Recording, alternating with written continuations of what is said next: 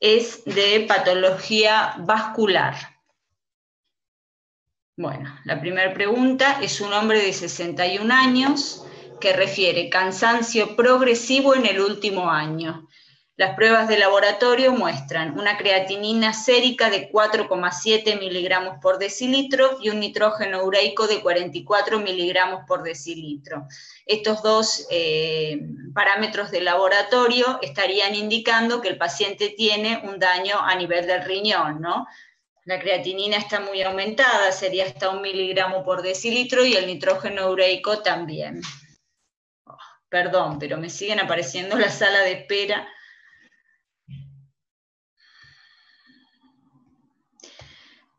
Bueno, disculpen, chicos, no es... Bueno, la ecografía abdominal va a revelar que los riñones son simétricamente más pequeños de lo normal.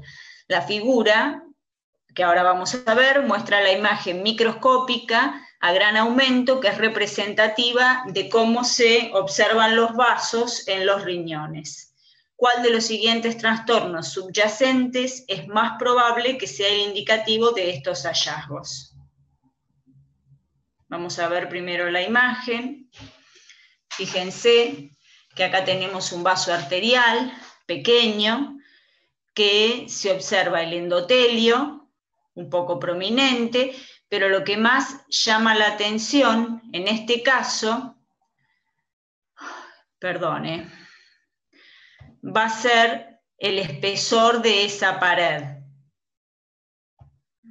La pared arterial está aumentada de grosor, de una coloración rosada o eosinófila, monomorfa, y esto nosotros lo vimos en algunas patologías, ¿no? Esto es de coloración hialina. Esto sería una arterioloesclerosis de tipo hialina.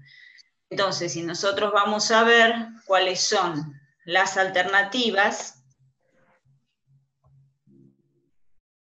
vemos que acá dice adenocarcinoma de colon, sepsis por Escherichia coli, panarteritis nodosa, endarteritis sifilítica o hipertensión sistémica.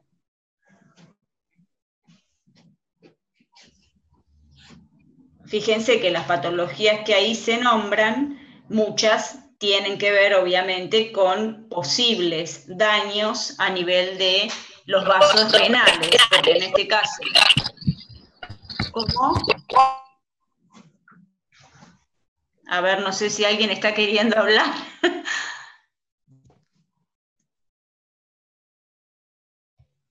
A ver, ¿qué les parece a ustedes? Fíjense lo que veíamos en una arteriolosclerosis hialina, que es característica de alguna patología. Acá algunos compañeros ya están dando su opinión. Fíjense, el adenocarcinoma de colon, ¿tendría que ver en algo con esto? Yo creo que no, ¿no? El adenocarcinoma de colon a lo sumo va a dar un debilitamiento de las paredes vasculares a nivel de donde está infiltrando el colon, el cáncer de colon, ¿no? Una sepsis mostraría otro tipo de lesión. Para empezar, tendríamos que tener un importante contenido de polimorfos nucleares. La panarteritis nodosa no se va a observar con estas características y en general los vasos van a ser de un tamaño un poco más grande que este vaso pequeño que estábamos viendo. La endarteritis sifilítica va a tener otras características, que es la proliferación del endotelio vascular, va a estar engrosado, pero no tiene estas características, y va a haber un denso infiltrado de células plasmáticas. Entonces acá lo que decían los compañeros es la opción E, que es la hipertensión sistémica.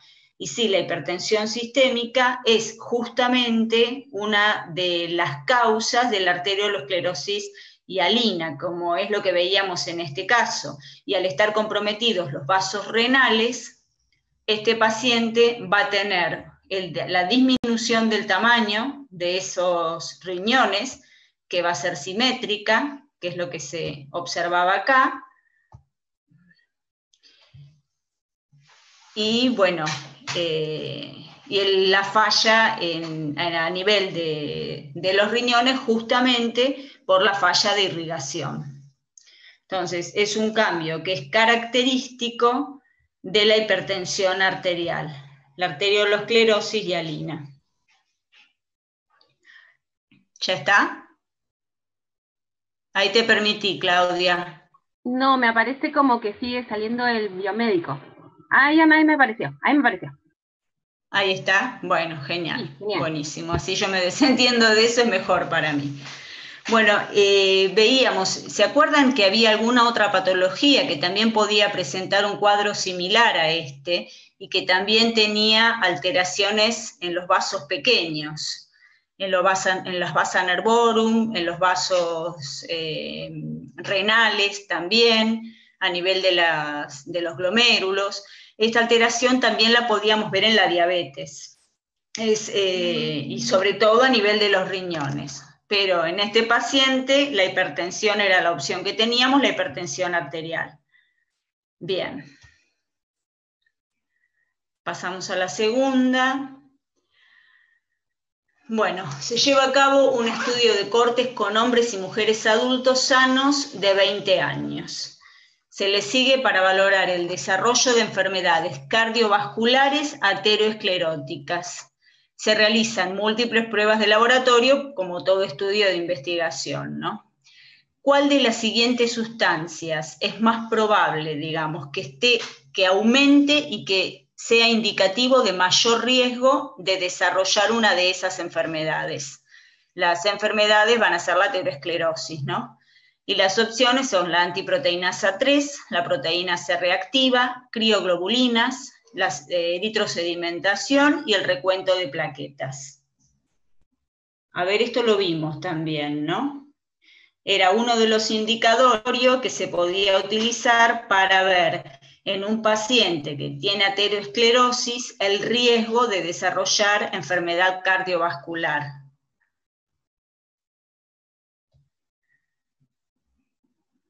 A ver.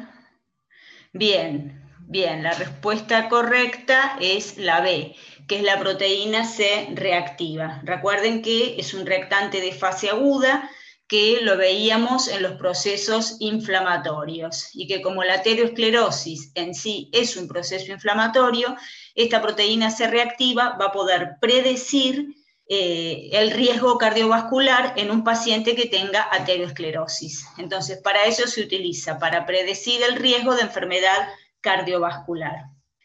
Bueno, los ANCA son los anticuerpos anticitoplasmáticos, las crioglobulinas.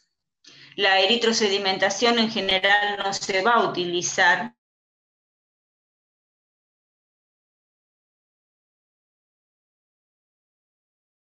Bastante inespecífico y no se utiliza en el riesgo coronario. Y el recuento de plaquetas tampoco en este caso.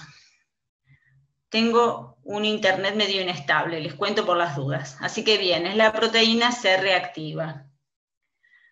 Bueno, la siguiente.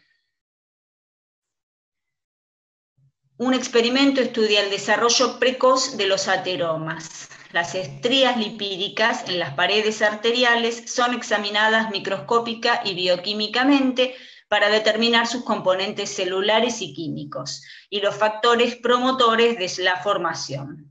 ¿Se acuerdan lo que son las estrías lipídicas, no? Es un proceso ya que se da desde edades muy tempranas y es justamente la acumulación de lípidos en las arterias, sin conllevar a un mayor riesgo de eventos cardiovasculares, por lo menos cuando están en el estadio de estría. Es el primer estadio en el desarrollo de una placa ateromatosa. Las lesiones iniciales muestran una mayor unión de monocitos al endotelio. Los monocitos migran por debajo del endotelio y se convierten en macrófagos. Es un poco la fisiopatología de la placa. Estos macrófagos se transforman. ¿Cuál de las siguientes sustancias es más probable que sea responsable de la transformación de esos macrófagos? Y ahí da las diferentes alternativas. La proteína C reactiva, homocisteína, lipoproteína A LDL oxidada, factor de crecimiento derivado de las plaquetas, o VLDL.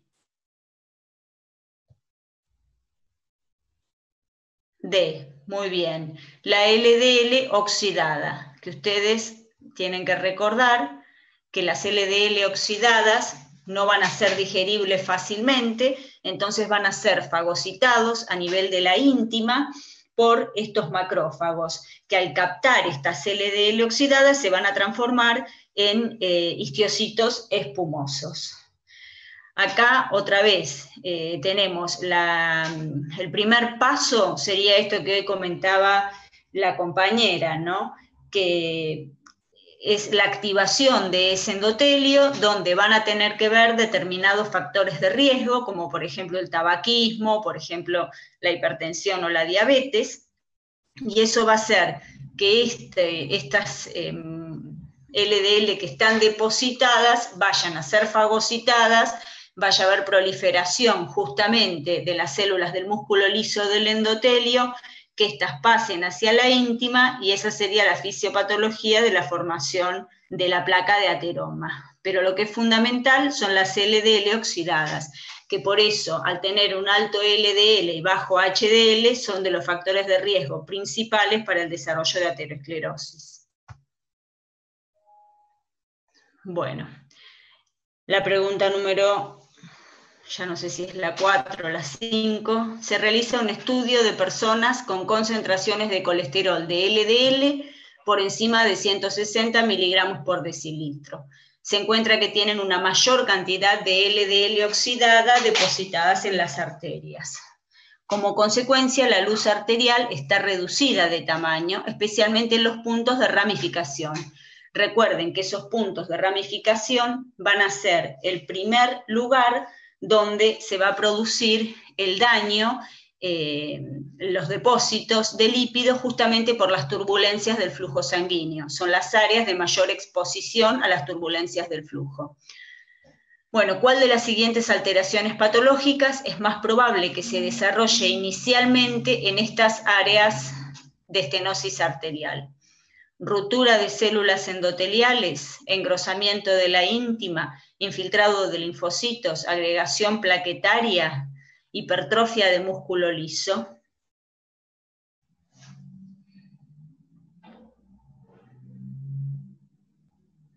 En realidad, bueno, a ver qué ponen.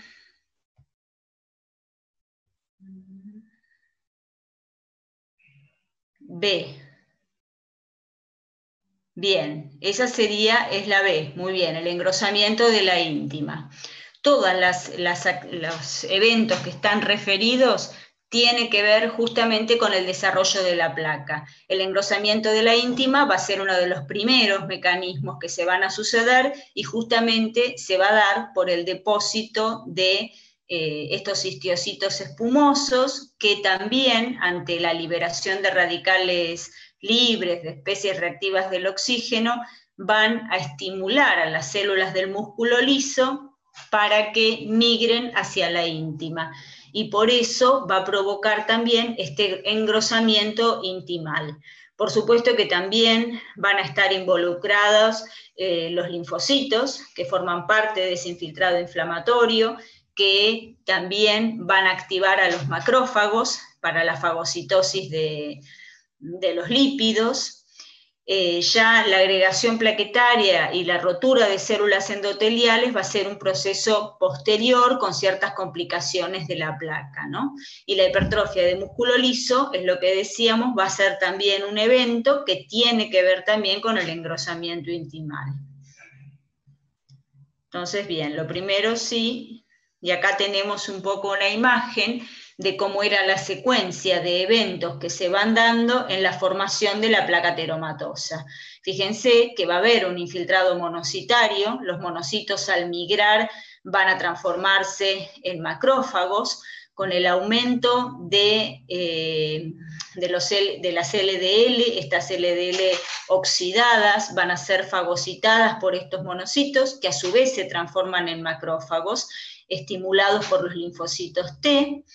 estos macrófagos al fagocitar estas lipoproteínas van a transformarse en células espumosas, va a haber migración de estas células endoteliales y esto va a provocar el engrosamiento intimal.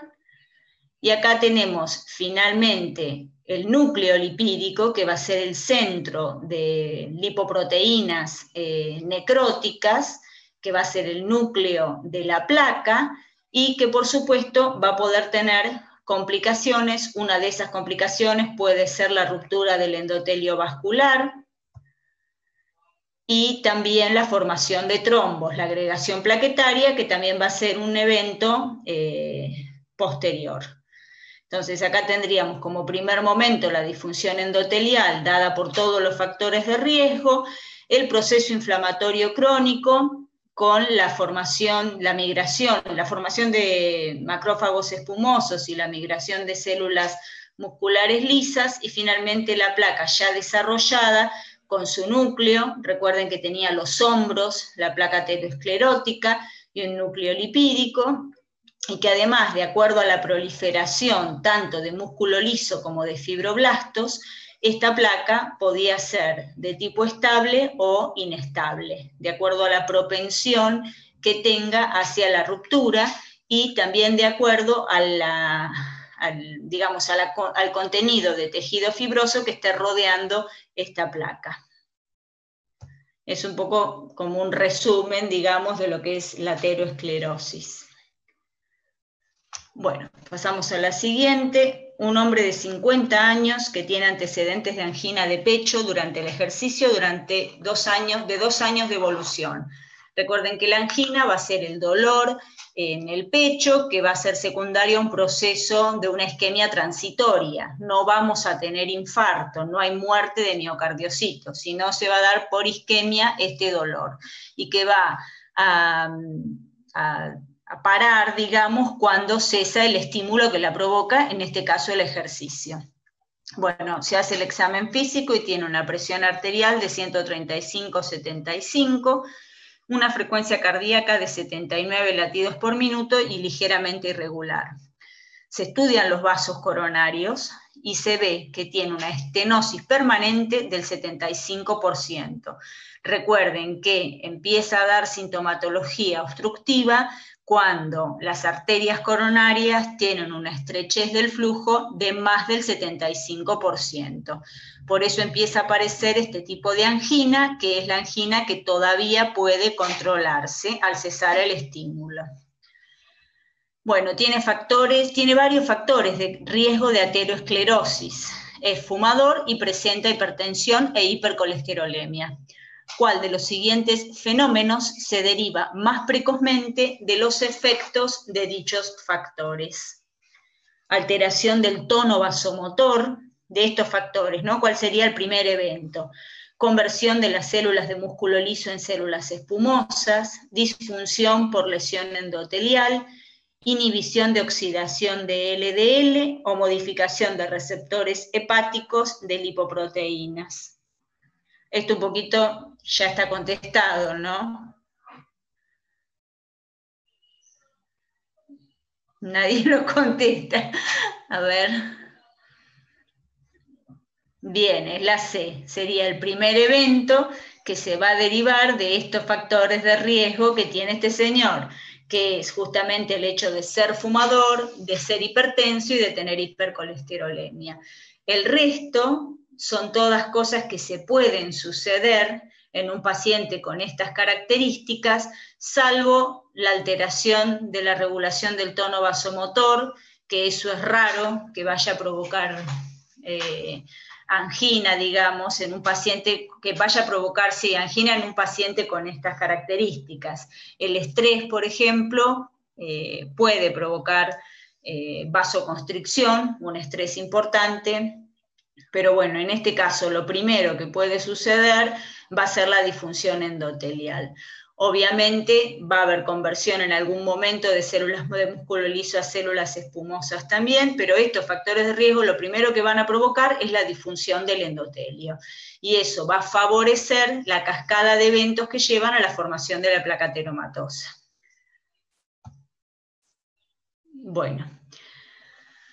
Un niño de 12 años falleció por las complicaciones de una leucemia linfoblástica aguda. Nada que ver, leucemia todavía no lo vieron.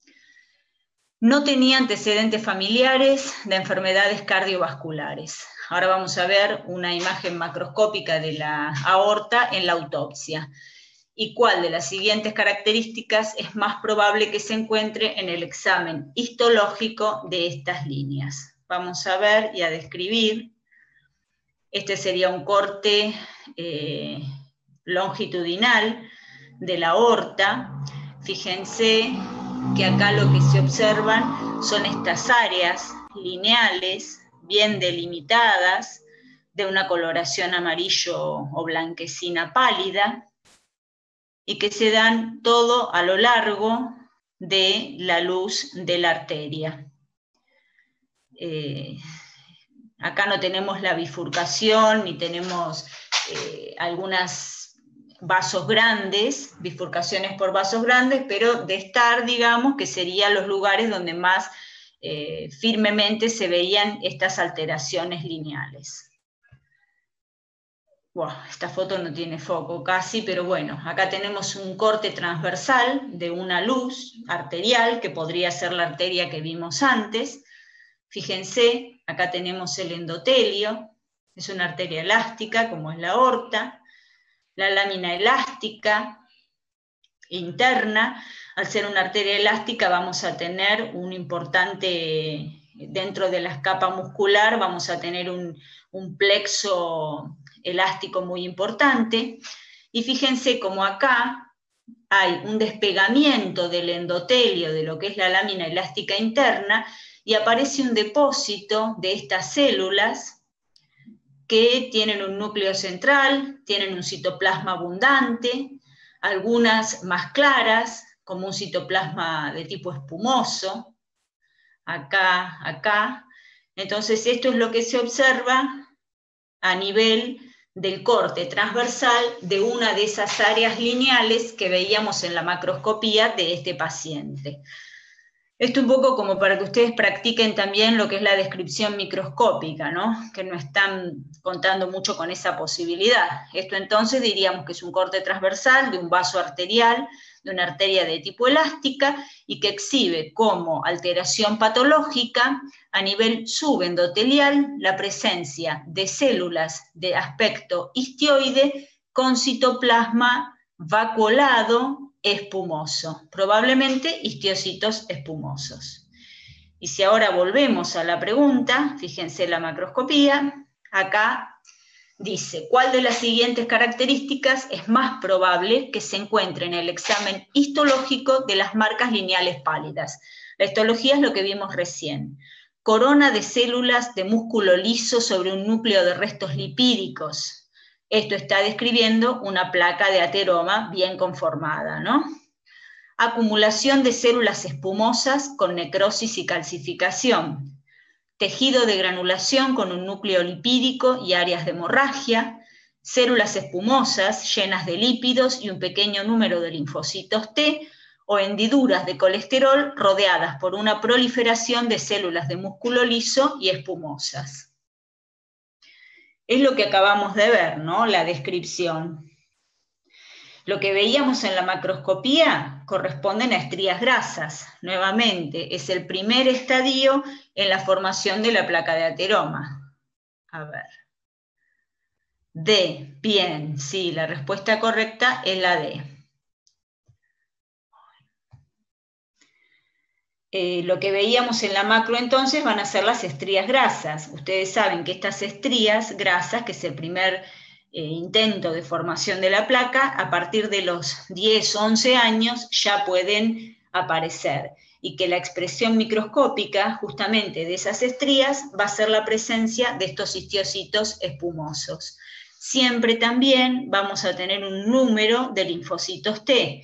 ¿Por qué? Porque los linfocitos T, a través de la secreción de citoquinas, van a ser los que, si ustedes recuerdan lo que era el proceso inflamatorio crónico, son los responsables de la transformación de los monocitos en histiocitos. Y además también son los responsables de esta formación de histiocitos espumosos. Estimulan a la fagocitosis y se lleva adelante la formación de estas células. Por supuesto que si nosotros tuviéramos una persona más grande, donde hay una hipercolesterolemia, ese colesterol es captado por las células endoteliales, vamos a poder tener esto, hendiduras de colesterol que tengan una proliferación de células musculares y una proliferación fibrosa alrededor. Eso lo podemos tener en una placa conformada, igual que esto, que es lo que está al principio. Esto está hablando de una placa ateromatosa conformada. Si hay calcificación y necrosis también, recuerden que la calcificación es un proceso que se va a dar de dos formas distintas, la calcificación metastásica y la calcificación distrófica. La metastásica es la que se produce cuando hay un desbalance en el metabolismo del calcio. Por ejemplo, cuando teníamos un hiperparatiroidismo. Ahí la calcificación va a ser una calcificación de tipo metastásica. En este caso, cuando los jabones cálcicos se depositan en un tejido necrótico, es una calcificación distrófica, y es la que se puede dar en una placa ateromatosa de larga evolución. O sea, está hablando de lo mismo, pero no es lo que nosotros podríamos ver en un chico de 12 años. Y el tejido de granulación, si ustedes recuerdan, yo aprovecho para recordarle conceptos. No sé si los abrumo, no sé si los aburro, pero me dicen cualquier cosa. El tejido de granulación es cuando hay un daño en un tejido justamente, y es el primer paso en el fenómeno reparativo. Y lo podríamos tener, por ejemplo, cuando hay desprendimiento de una placa. A ver, alguno de los chicos. Bien.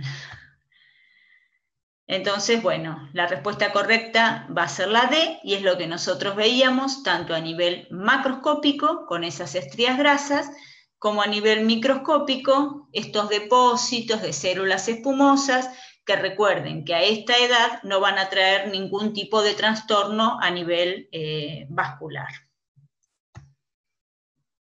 Bueno, pasamos a la siguiente. Es una mujer de 58 años que lleva un año con dolor torácico en reposo. Esto es diferente a la angina que describíamos en el paciente, que era para el ejercicio, ¿no? En la exploración física, la frecuencia cardíaca es de 80 latidos por minuto y es irregular.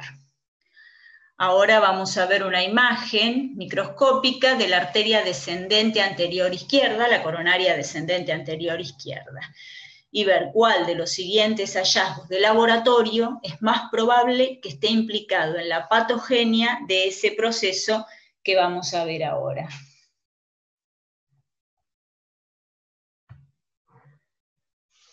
Bueno, esto estaría bueno que lo pudieran describir ustedes, ¿no? Pero es la arteria descendente anterior, la coronaria. Fíjense que esto es un corte transversal, donde va a tener una oclusión de prácticamente un 60% de la luz del vaso. Esto es lo único que nos queda canalizado de ese vaso, y vamos a tener acá, sí, lo que un poco describíamos en el otro, esto que se ve de coloración más basófila, más azul, son depósitos de calcio. Así se observan los depósitos cálcicos, es como un material grumoso, pulgurulento y de una coloración azul o basófila bien marcada. Hay depósitos entonces de calcio. Acá se observan estas estructuras que parecen como agujas alargadas, que no se colorean. Estos son estrías de colesterol, o sea que acá estamos en presencia de una placa ateromatosa, que va a tener una cápsula fibrosa que es bastante importante, o sea, sería una placa estable, está calcificada y tiene un núcleo necrótico, y deja prácticamente un 50 o un 60% de oclusión de la luz de esa arteria. Por lo tanto, esta paciente ya tiene una disnea permanente, no disnea, perdón, un angor o un dolor, una angina de pecho que se va a manifestar ya sin esfuerzos. Entonces, a nivel del laboratorio, cuáles de estos hallazgos les parece que es más frecuente que tenga esta paciente.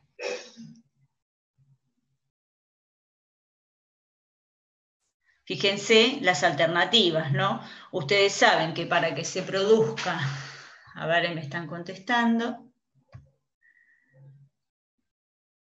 Bien, la B va a ser la respuesta correcta. El colesterol HDL bajo, que es el colesterol bueno que se denomina, o el colesterol protector, van a estar disminuidos en los pacientes con mayor posibilidad de hacer una aterosclerosis.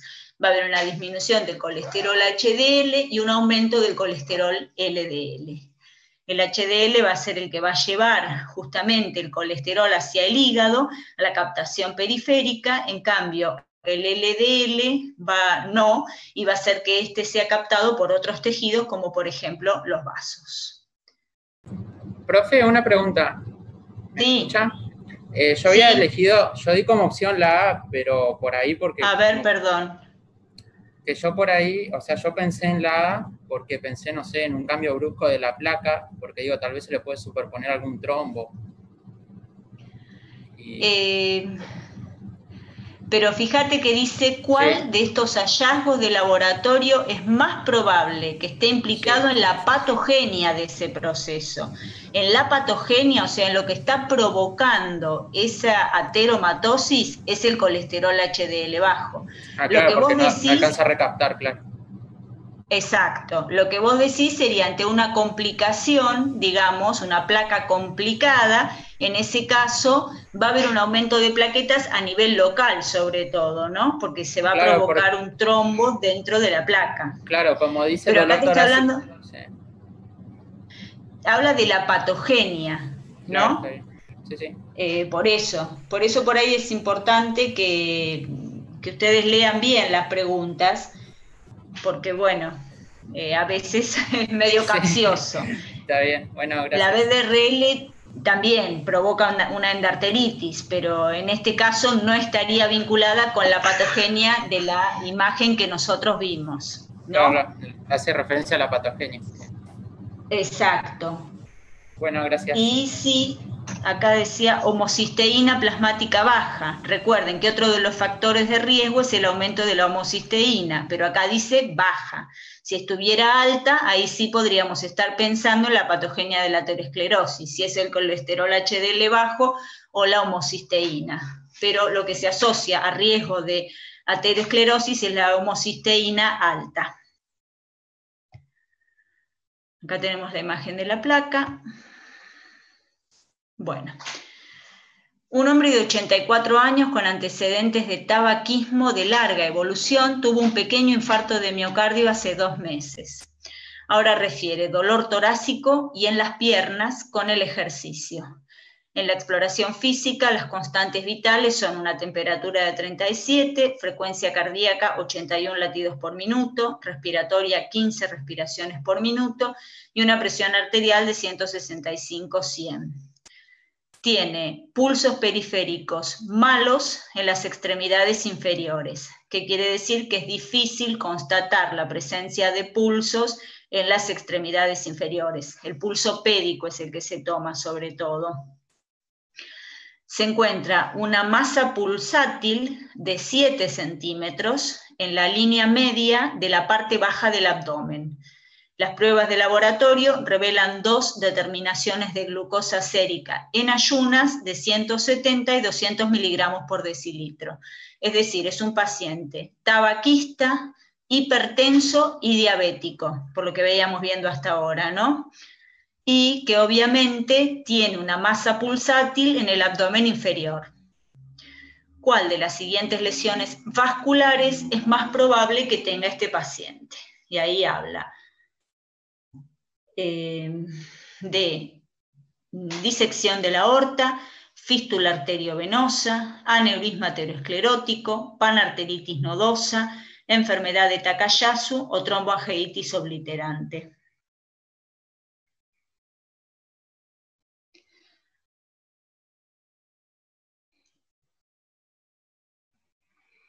Hemos visto todos los factores de riesgo, ¿no? En este paciente.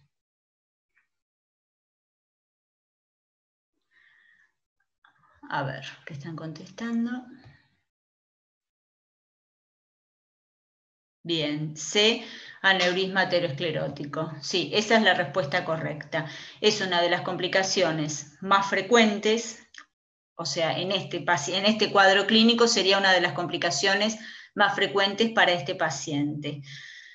La disección no nos va a dar una masa pulsátil, porque cuando se produce la disección es cuando hay penetración de la sangre en el interior del vaso arterial, y lo que hace es disecar completamente la aorta, y en general es de arriba hacia abajo, en el sentido de circulación de la sangre, pero no va a producir una masa pulsátil, que es lo que se describe acá, una masa de 7 centímetros. Una fístula sería una comunicación entre una arteria y una vena. En general, en la aorta no se van a producir fístulas. La panarteritis nodosa es una alteración, una vasculitis, que puede producir microaneurismas, pero en arterias más pequeñas. La arteritis de Takayasu, ya ustedes sabrán bien, es una de las vasculitis que se va a producir sobre todo en los niños, y es más de la aorta torácica.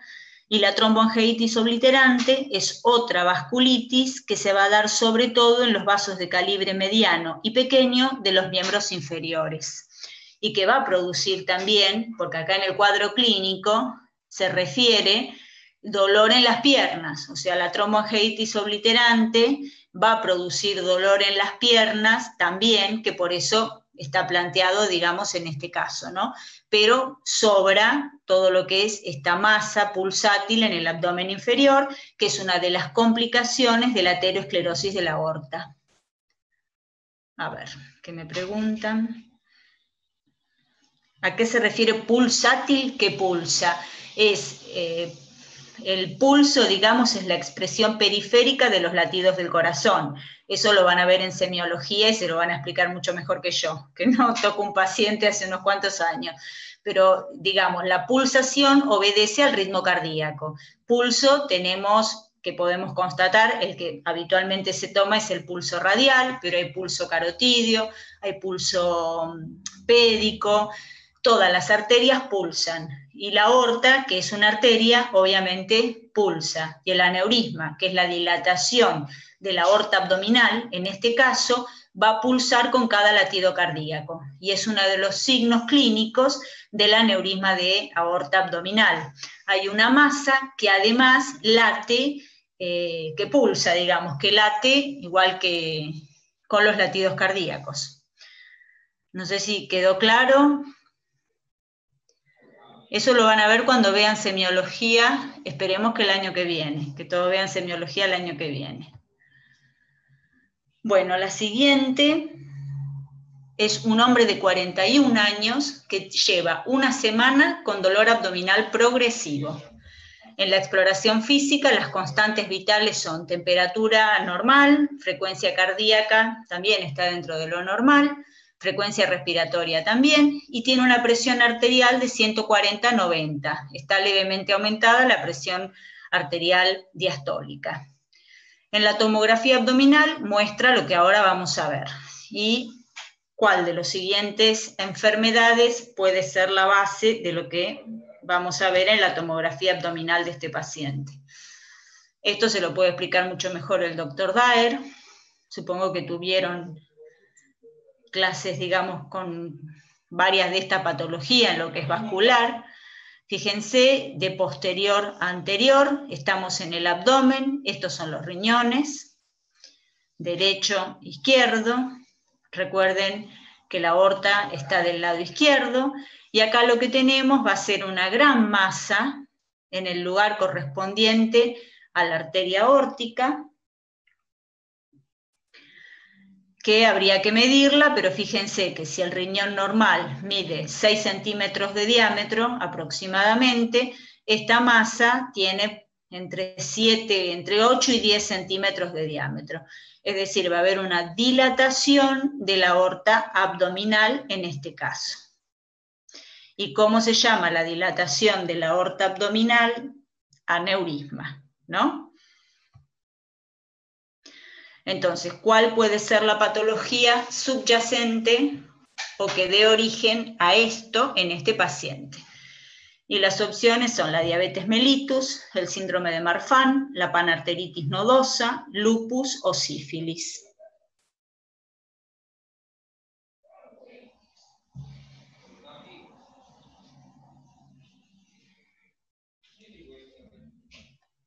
¿Cuál puede ser la causa en este paciente?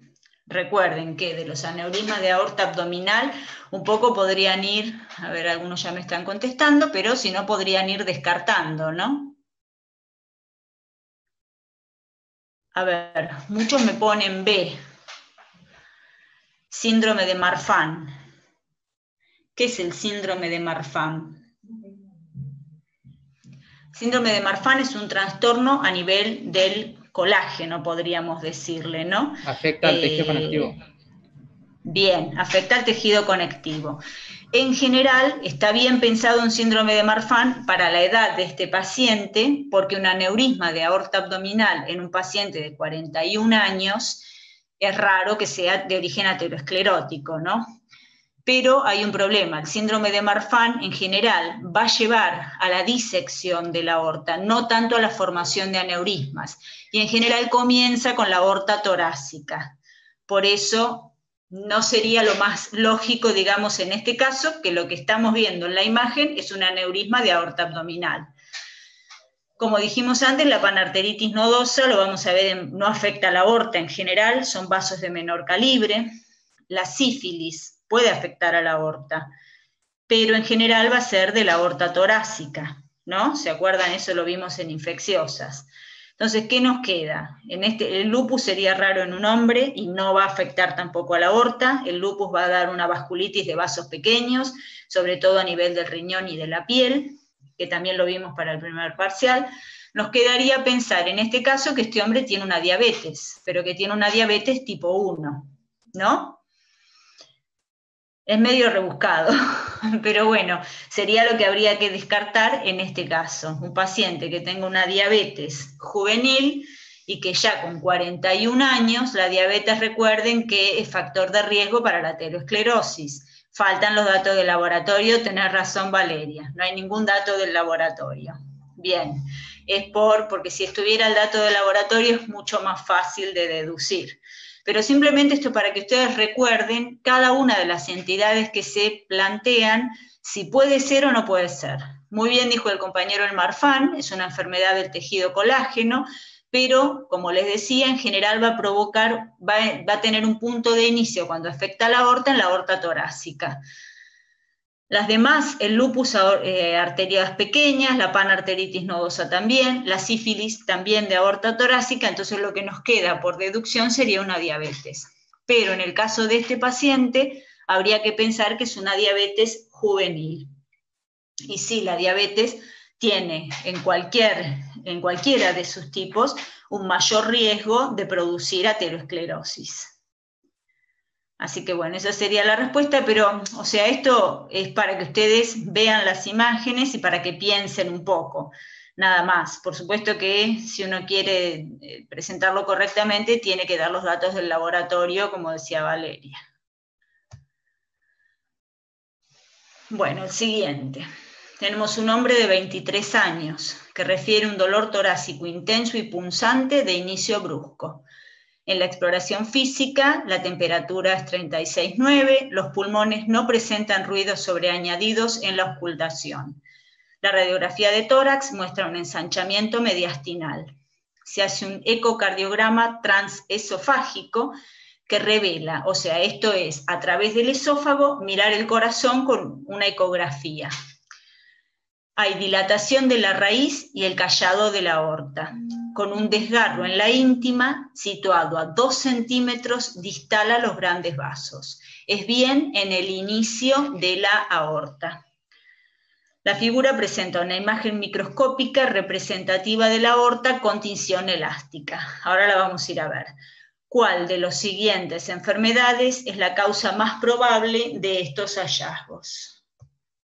Fíjense, esta es una tinción de fibras elásticas, que normalmente sabemos que la aorta es una arteria elástica. Acá hay mayor preservación, pero hay áreas donde hay disrupción de estas fibras elásticas, y acá directamente hay sectores donde hay ausencia de fibras elásticas, ¿no? Entonces acá la patología se centra en lo que son las fibras elásticas.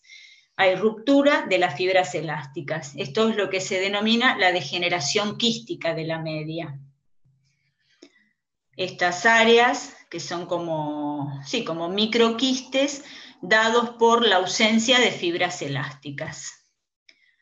Entonces, si volvemos a la pregunta, ¿cuál de las siguientes enfermedades es la causa más probable de estos hallazgos? Una vasculitis asociada a ANCA, diabetes mellitus de inicio en la edad adulta, síndrome de Marfan, esclerodermia difusa, hipertensión sistémica o arteritis de Takayasu.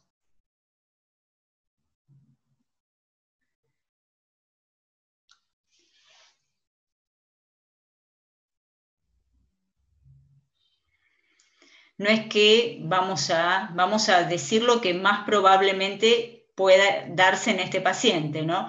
Fíjense que es un paciente joven. Entonces uno tiene que empezar a plantearse, con esa edad, 23 años, con una disección de la aorta, que va a estar dada por una disfunción o por una alteración en las fibras elásticas, es decir, en el tejido conectivo de la aorta. ¿Cuál de estas situaciones podría ser la más frecuente?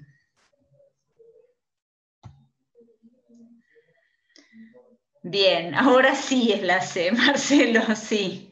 Ahora sí es la C. ¿Por qué? Porque es un individuo joven con una disfunción del tejido colágeno dado por la ausencia de fibras elásticas. Esto va a llevar a la formación de estos microaneurismas y sobre todo, como les decía antes, va a comenzar en el callado aórtico, desde la aorta torácica hacia la abdominal. Entonces, en este caso, por ser joven, tenemos que pensar que puede tratarse de una patología hereditaria.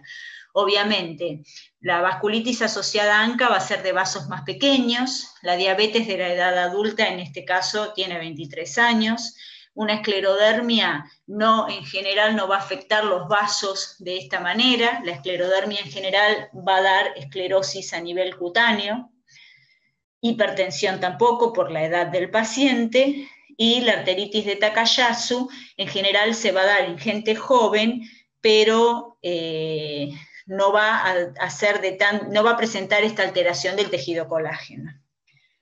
Así que sobre todo va a los niños, ¿no? Y recuerden que la arteritis de Takayasu está dentro de los que son consideradas patologías de células gigantes. Así que en este caso lo que vemos no van a ser células gigantes, sino lo que vemos es la disrupción y la ausencia de las fibras elásticas. El Marfan va a tener no solamente a nivel de los vasos, sino en todos los tejidos va a tener mayor laxitud. Bueno, la siguiente. Tenemos un hombre de 75 años que tiene 2 meses de cefaleas intensas. En la exploración física tiene una temperatura de 37, frecuencia cardíaca 68 latidos por minuto, respiratoria 15 respiraciones por minuto y la presión arterial está todo dentro de límites conservados. La arteria temporal derecha es prominente, palpable y dolorosa al tacto. La frecuencia cardíaca es regular y no hay soplos. La eritrosedimentación es de 100 milímetros por hora. Se realiza una biopsia de la arteria temporal y el segmento de arteria resecado está engrosado a simple vista y muestra una inflamación granulomatosa focal al microscopio.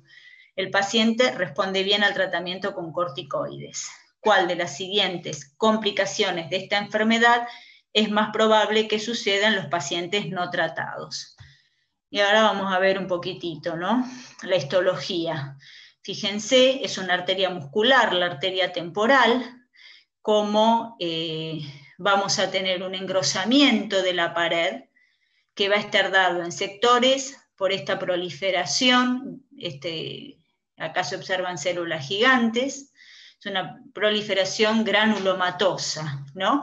Que va a ensanchar la luz de la arteria. Esto va a provocar una estenosis, obviamente, de la luz.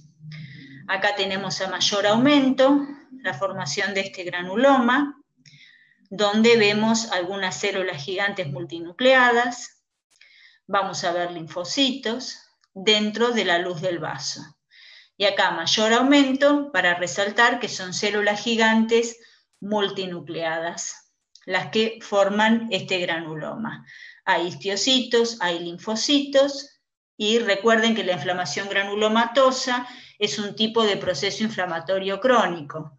Acá otra vez, a mayor aumento, esto sería la luz arterial, por eso cuando uno lo describe, va a describir que los vasos van a estar engrosados, van a estar de mayor consistencia, por esto es, porque va a haber un proceso granulomatoso que va a estar obviamente aumentando el espesor y la consistencia de esa arteria. Bueno, a ver, vamos a volver para atrás. Entonces, ¿cuál es la complicación probable de lo que nosotros tenemos? Lo que vemos es una afectación de una arteria muscular por un proceso granulomatoso, es lo que denominamos arteritis de células gigantes, arteritis de la temporal o arteritis de Horton, creo que es. Bien, acá ya me están respondiendo cuál podría ser la complicación, la ceguera. Bien, es una de las complicaciones. La ceguera por el compromiso justamente de la arteria temporal. El dolor, la cefalea van a ser características clínicas importantes de esta patología. Obviamente, el resto acá no tiene nada que ver. Gangrena de los pies, hemoptisis, ninguno pega, digamos, ¿sí? Es la ceguera. Entonces, la clínica, hay cefalea bitemporal, continua o pulsátil, nuevamente pulsátil es lo que pulsa. Esta imagen es como se ve, sobre todo en personas mayores de 50 años. Las arterias están engrosadas, tortuosas y dolorosas a la palpación, y fíjense que la ceguera es una de las complicaciones, que puede ser uni o bilateral. Diplopía por afectación de la musculatura ocular extrínseca, ACV dice acá, que también lo puede provocar, puede comprometer no solamente a la arteria temporal, sino que también puede estar comprometiendo otros vasos arteriales. La eritrosedimentación elevada, sí, acá es un parámetro de laboratorio que se observa en estos pacientes. Y bueno, será para mostrarles un poquito la clínica, y hasta ahí llegamos. Entonces es una arteritis de la temporal, arteritis de células gigantes o arteritis de Horton. Y el cuadro histológico es ese que veíamos característico. Pasamos a la siguiente. Una mujer de 32 años presenta frialdad e hipoestesia de los brazos y menor visión en el ojo derecho desde hace 5 meses. En la exploración física no tiene fiebre. La presión arterial es 170, los pulsos radiales no son palpables, pero los femorales laten fuerte. Es decir, los de los miembros inferiores están conservados, los radiales no se evidencian. Refiere menor sensibilidad en los brazos, van a estar cianóticos, sin calor ni tumefacción. Una placa de tórax muestra un borde prominente del lado derecho del corazón y una prominencia de las arterias pulmonares. El laboratorio revela una glucosa normal, creatinina normal, colesterol sérico de 165 miligramos por decilitro y da negativo para los anticuerpos antineutrófilos. La enfermedad permanece estable el año siguiente, y cuál de los siguientes diagnósticos es el más probable. Disección de la aorta, enfermedad de Kawasaki, polivasculitis microscópica, sífilis, arteritis de Takayasu o tromboangeitis obliterante. Acá hay algo que es característico, ¿no? Y que define un poco esta patología. Bien, Marcelo ha estado estudiando, es la enfermedad sin pulso, bien, o arteritis de Takayasu, justamente que puede provocar, va a afectar sobre todo el callado de la aorta, pero puede también afectar las ramas de la aorta, como las arterias coronarias, puede afectar las arterias carótidas y las arterias renales. Y lo que se observa también en la enfermedad, en la arteritis de Takayasu, va a ser una enfermedad de tipo granulomatosa.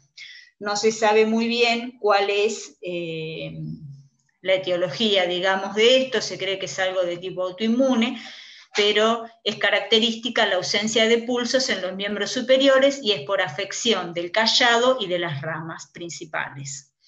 La sífilis, obviamente en una mujer tan joven, o sea, no tiene parámetros como para sospecharlo, pero también va a afectar la aorta torácica.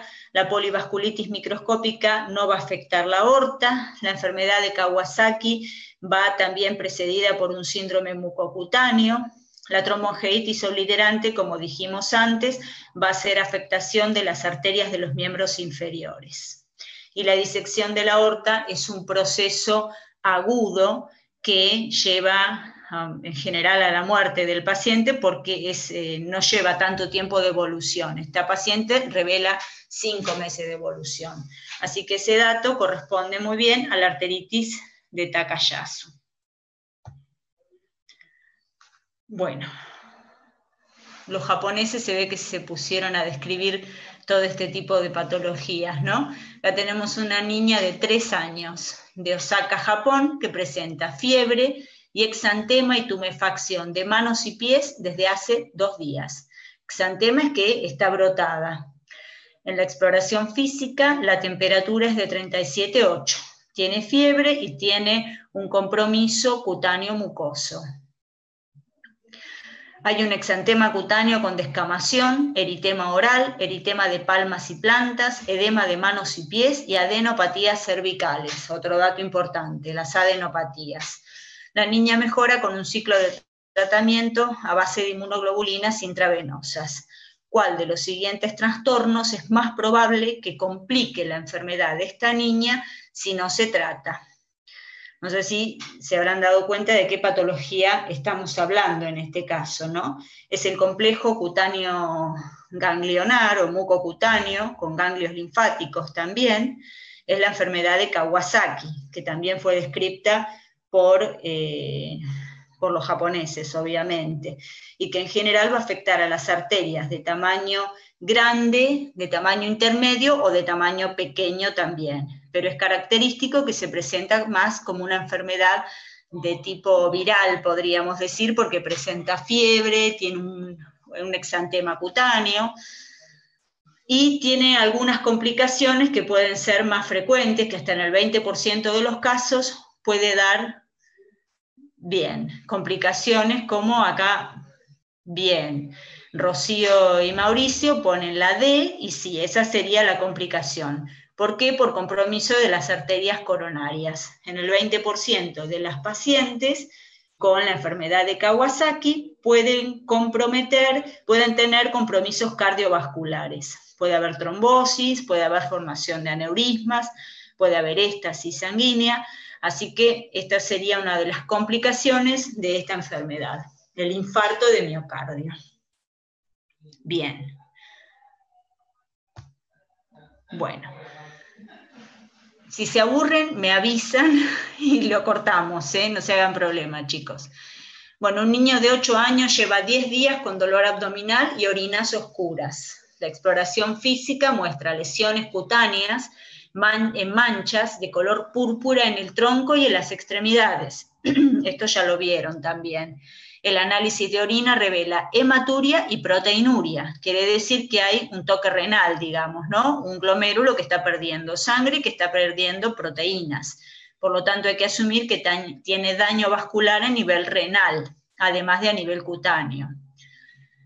Las pruebas serológicas son negativas para ANCA mieloperoxidasa o ANCA perinuclear sería, ANCA PR3 o CANCA citoplasmático. Una biopsia cutánea pone de manifiesto vasculitis necrosante de pequeños vasos dérmicos. En la muestra de biopsia renal se encuentran complejos inmunes depositados en los glomérulos con algunos complejos ricos en IgA. ¿Qué diagnóstico es el más probable? Arteritis de células gigantes, púrpura de John-Ley-Henoch, panarteritis nodosa, arteritis de Takayasu o telangiectasias. Esta un poco tiene que salir por descarte, y si miraron los casos clínicos correspondientes, fíjense que si nosotros estuviéramos hablando exclusivamente del compromiso renal, lo llamaríamos de una manera, lo llamaríamos glomerulonefritis por IgA.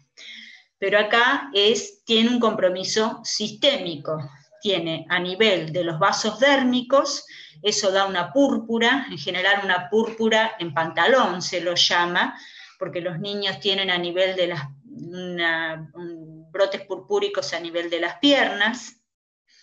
Puede afectar también, bueno, en este caso afecta al riñón, pero también puede afectar otros vasos como los intestinales.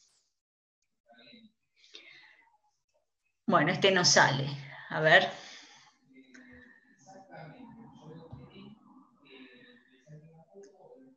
La panarteritis nodosa es raro que afecte vasos tan pequeños.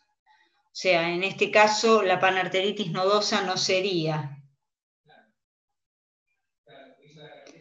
En cambio, en los chicos es muy frecuente, es la púrpura de John Ley-Henoch, que sería el homólogo, es la B, la respuesta correcta.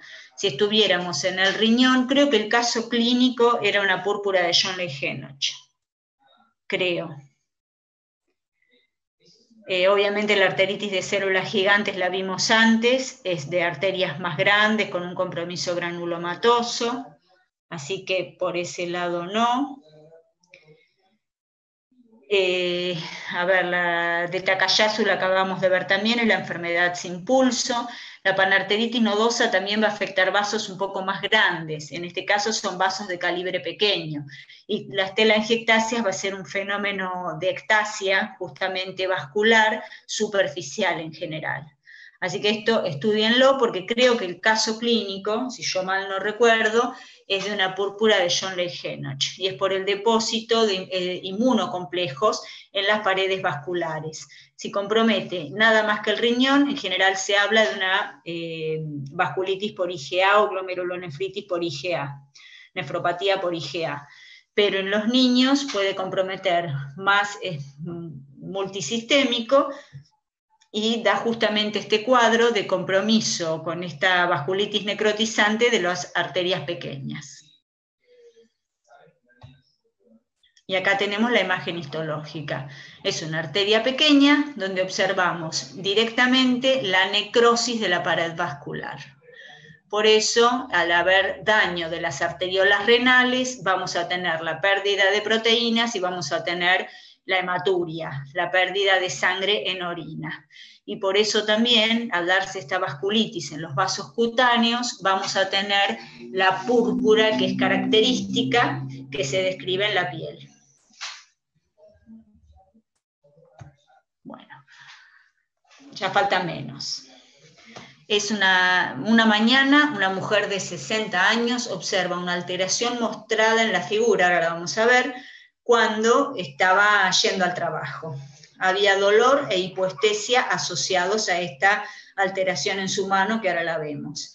A los 20 minutos de estar con calor en la oficina, los problemas desaparecieron. ¿Cuál de los siguientes fenómenos patológicos es más probable que produzca estos hallazgos? Y acá vemos la imagen macroscópica, fíjense, a nivel del dedo anular, esto es lo que se llama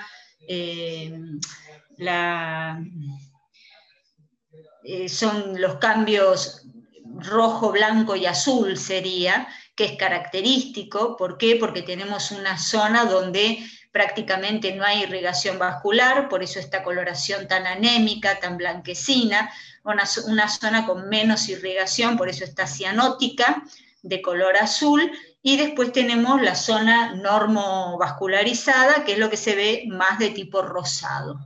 Estos cambios en la coloración son característicos de este fenómeno. También la localización, extremidades distales de manos y de pies, es característico.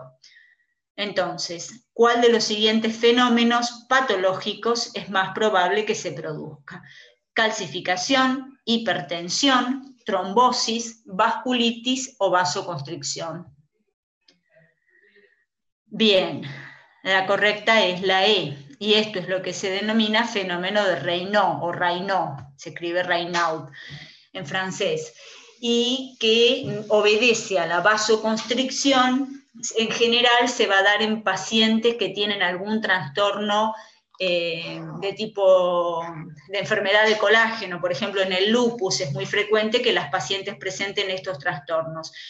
Un dato que es importante acá y que nos ayuda es que esto es transitorio, porque si tuviéramos una vasculitis o una trombosis, el fenómeno no va a revertir tan rápidamente a los 20 minutos. Hipertensión no tiene nada que ver con este hallazgo aislado en las extremidades distales, y calcificación tampoco es un fenómeno que vaya a remitir. Entonces tengan presente estos fenómenos de vasoespasmo o vasoconstricción transitorios, y que obedecen justamente a la constricción de las arteriolas pequeñas y a nivel distal en las extremidades. Y es lo que se llama fenómeno de Raynaud.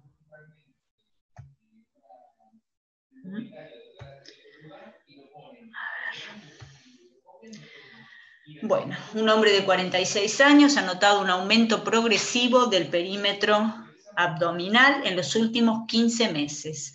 La exploración física revela múltiples lesiones cutáneas en la zona superior del tórax, cuyo centro es pulsátil. Nuevamente esta palabra, ¿no? Pulsátil, que pulsa.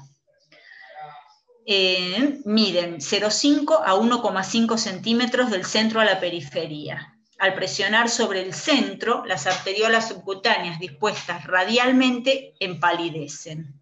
Esto es lo que se llama en cabeza de medusa, ¿no? Tiene un centro pulsátil y múltiples ramificaciones que salen de ahí, y que al apretar en el centro desaparece.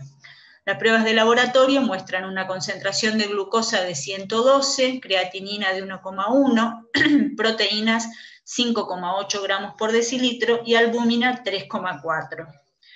¿Cuál de las siguientes enfermedades subyacentes es más probable que tenga este paciente? SIDA, diabetes, granulomatosis con polivasculitis, síndrome de Marfan o cirrosis micronodular. Bien, es la cirrosis. ¿Por qué? Porque la cirrosis va a provocar estas spider o alteraciones vasculares a nivel del abdomen. Es un paciente que va a tener algún grado de falla hepática, por lo tanto va a tener disminución de las proteínas, esto de que es pulsátil y que cuando uno presiona en el centro va a empalidecer porque ya no tiene irrigación. La granulomatosis con polivasculitis se va a presentar en otras localizaciones y en vasos pequeños. El Marfan ya lo vimos y no es de esta manera. El SIDA se va a asociar a otras patologías vasculares tumorales, y la diabetes mellitus también, a la aterosclerosis, al aneurisma, pero no en este caso a este trastorno que sí está asociado con la cirrosis. Bueno, acá tenemos una mujer de 21 años que está en el tercer trimestre de la gestación y cursa sin complicaciones. Nota un nódulo en la boca, el cual ha aumentado de tamaño durante las últimas 2 semanas. En la exploración física se aprecia un nódulo rojo de 1 centímetro en la encía lateral izquierda por debajo del primer molar. El nódulo involuciona después del parto. ¿Cuál de los siguientes diagnósticos es más probable? Acá vamos a ver la imagen macroscópica. Fíjense, una proliferación redondeada en la encía, de aspecto exofítico, sobrelevado, brillante. Una cosa importante es que está bien delimitada de la encía que la rodea y que no está ulcerada. Y en una mujer embarazada. Y acá les puse una imagen histológica, que esto es característica de esta lesión. Esto es de piel, no es de encía, fíjense porque hay una capa córnea, pero bueno, es muy ilustrativo. Es una área nodular con una proliferación hacia el centro, que va a estar constituida predominantemente por vasos, como vemos acá en la imagen de la derecha. Estas son luces vasculares porque tienen contenido hemático. tiene un infiltrado inflamatorio alrededor. Y una cosa que es importante, este es uno de los tumores vasculares más frecuentes, es el tumor vascular más frecuente, benigno.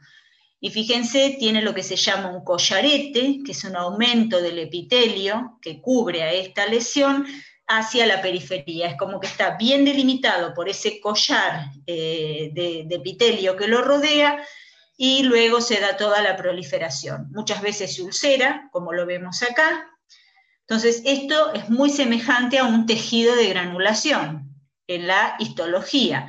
Hay una importante proliferación vascular, hay un infiltrado inflamatorio, hay un tejido colágeno laxo, y hemangioma, pone Valeria. Sí, es un hemangioma. Vamos a ver si podemos precisar un poquitito más. Las opciones es o una angiomatosis basilar, hemangioma capilar, muy bien, esa es la hemangioma capilar lobular o granuloma piógeno se llama. Es el tumor vascular benigno más frecuente y es el tumor vascular más frecuente. Linfangioma cavernoso, estamos hablando de una proliferación linfática de vasos bien dilatados, por eso se llama cavernoso, que en general se va a presentar en el cuello, en los niños al nacimiento o al poco tiempo de nacer, y es de origen linfático. El tumor glómico es un tumor vascular también, pero de las células glómicas que van a rodear al endotelio vascular, y que es doloroso, y que en general se da a nivel subungual. La angiomatosis basilar es un proceso infeccioso que histológicamente se puede parecer a un granuloma piógeno, porque se presenta así como un tejido de granulación. Tenemos que encontrar bacilos y además se va a ver sobre todo en pacientes con HIV. Y el sarcoma de Kaposi es un tumor vascular maligno y también se asocia fuertemente con el HIV y con la infección por el virus del herpes 8. Entonces, la respuesta correcta es el hemangioma capilar o granuloma piógeno. Y otra cosa que es importante, que el dato ahí está, muchos lo llaman granuloma gravidicum, porque muchas veces se va a dar en las mujeres embarazadas, y una vez que culmina el embarazo con el parto, va a retrogradar espontáneamente. Por eso ahí está el dato del embarazo y que retrograda después del parto. Puede estar en las mucosas o puede estar en cualquier parte de la piel. Bueno, siguiente es un niño de 10 años que tiene una lesión circunscripta de 2 centímetros, esponjosa y de color rojo mate en la zona superoexterna del brazo izquierdo. Los padres refieren que esta lesión ha estado presente desde la lactancia y su aspecto no ha variado apreciablemente. Se reseca la lesión, ahora vamos a ver la microscopía, y ustedes me van a decir cuál de los siguientes diagnósticos es el más probable. Fíjense, hay una proliferación vascular, a diferencia del hemangioma capilar que veíamos antes. Estrictamente hablando, son hemangiomas los dos. Ya ahora tenemos que empezar a hablar más allá de lo que es nomenclatura de neoplasia. Tenemos que afinar un poquitito más el lápiz, digamos, para decir, bueno, es un hemangioma capilar, el que vimos en el otro caso. Veremos si es un hemangioma secas o un hemangioma cavernoso, por ejemplo, por esta proliferación vascular de estos vasos tan prominentes. Fíjense que es una lesión de origen vascular por el contenido, ¿no? Porque esto uno ve un revestimiento endotelial y podríamos decir, no sé si es un linfangioma o un hemangioma, pero en este caso el contenido está dado por eritrocitos, entonces nos habla de un hemangioma. Y a ver qué opciones tenemos. Bueno, angiosarcoma, hemangioma, sarcoma de Kaposi, linfangioma o telangiectasia. En parte ya lo fuimos diciendo, ¿no? Veíamos esos vasos dilatados, revestidos por endotelio, y lo importante va a ser el contenido. Estaba bien definido, por lo que decían acá los padres, 2 centímetros, y el tiempo de evolución nos habla de una lesión benigna, tiene mucho tiempo de evolución. Y entonces el diagnóstico acá sería de un hemangioma. Después, si uno quiere ver un poquito más, podríamos decir un hemangioma cavernoso, por ejemplo, que sería otra variante de hemangioma. Bueno, creo que es la última esta. Un hombre de 35 años tiene HIV desde hace 10. La exploración física actual muestra múltiples lesiones cutáneas, nodulares, de color púrpura rojizo, con la imagen que vamos a ver. Estas lesiones han aumentado lentamente en el último año. ¿Cuál de los siguientes factores de riesgo es más probable que intervenga en el desarrollo de estas lesiones cutáneas?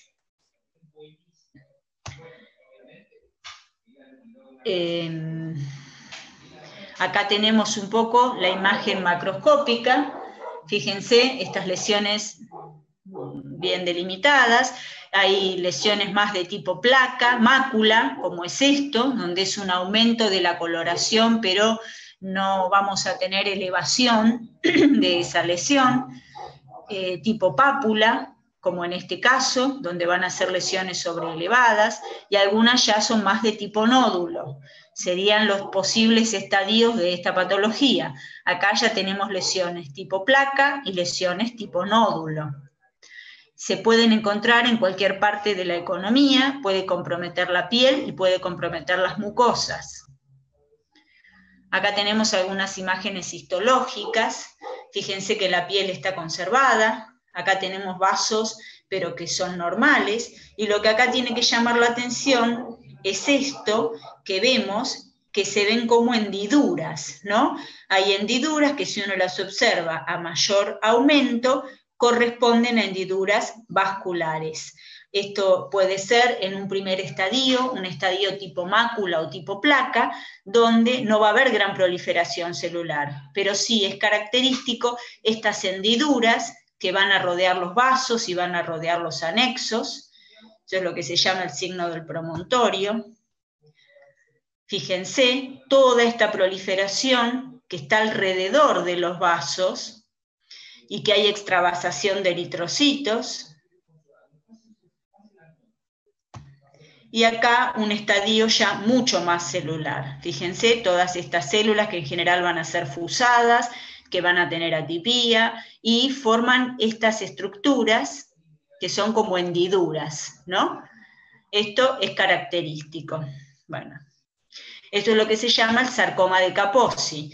Recuerden que el sarcoma de Kaposi se puede dar asociado a el sarcoma de Kaposi que llamamos clásico, que es el sarcoma de Kaposi de los viejos, en lo cual no va a tener una exposición viral.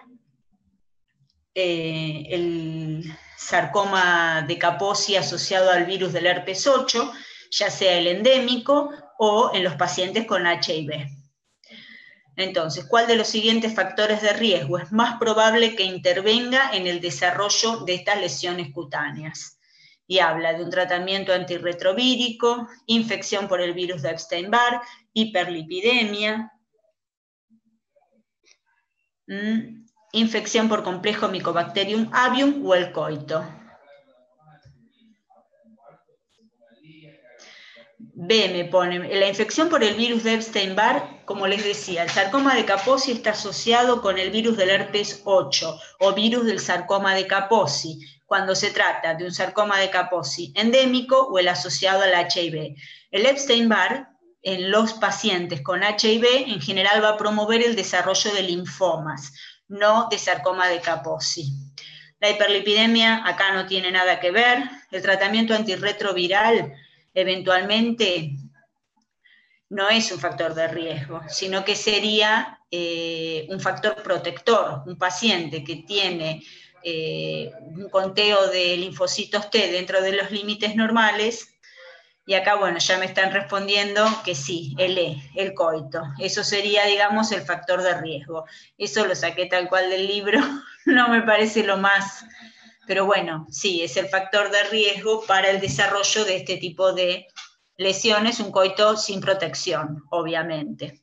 El Mycobacterium avium va a producir otro tipo de infecciones también, las micobacteriosis atípicas, y bueno, sí, el factor etiológico es el virus del herpes 8 o virus del sarcoma de Kaposi. Recuérdenlo que de los tumores malignos vasculares es uno de los más frecuentes. Está el sarcoma de Kaposi y después el angiosarcoma.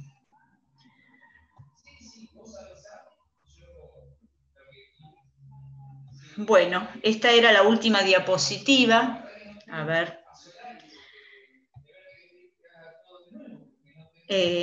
No sé si quieren preguntar algo más, si tienen dudas, si quieren hacer algún comentario. ¿Alguien quiere decir algo?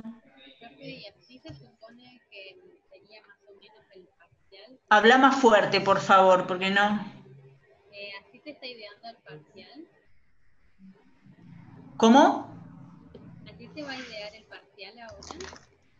Es un ejercicio, es una forma de que ustedes vayan viendo más histología, porque sí, lo que vimos en el parcial es que obviamente ustedes no tienen la culpa, pero en lo que es la histología, las preguntas que tenían imágenes histológicas, le fue mal a la mayoría y en todas las comisiones. Entonces la idea, lo que a mí me parecía es por ahí reforzar un poquito más lo que es la histología, porque por este tipo de modalidad que nosotros tenemos, van a tener que aparecer preguntas con histología, porque si no es como que nuestra materia tiene mucho que ver con eso y ahora no lo estamos pudiendo desarrollar. Por eso yo lo que quiero es reforzarles en eso, en que ustedes puedan describir, porque además ustedes, muchos de ustedes, si ahora quedan regulares, después cuando tengan que rendir el final, la modalidad va a ser diferente seguramente. Entonces, de alguna manera, intentar reforzarles en lo que menos están pudiendo acceder, que es, bueno, la macro y la micro, ¿no?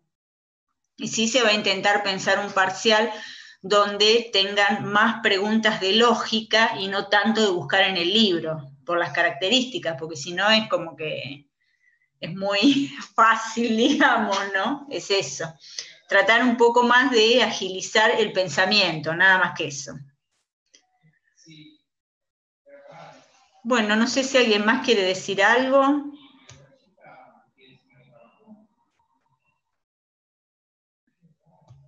¿No?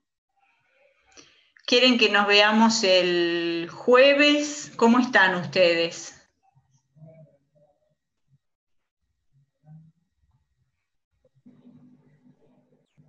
Bien, profe, creo que nadie rinde.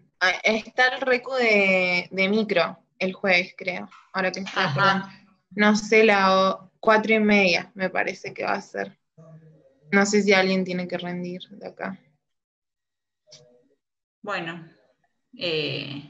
bueno, vamos viendo si no en la semana, ustedes me van avisando, si no quedaría ver, no sé si quieren pasar directamente a respiratorio o que veamos algo de cardio, me van diciendo, si quieren lo preguntamos a través del grupo porque hoy fueron poquitos, no sé eso tampoco, si les sirve, si no les sirve, yo eso me gustaría saberlo.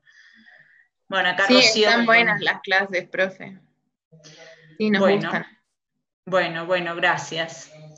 Bueno, yo mientras algunos los puedan aprovechar, yo no tengo problema, los sigo preparando.